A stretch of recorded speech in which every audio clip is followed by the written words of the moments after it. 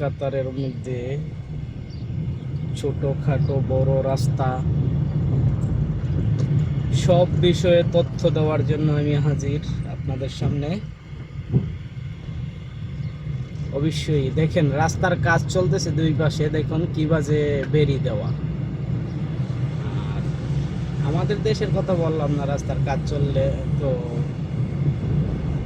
একটা রশি দিয়েও টানা দেয় না, কারণ বাচ্চা বইরা যাওয়ার সম্ভাবনা আছে।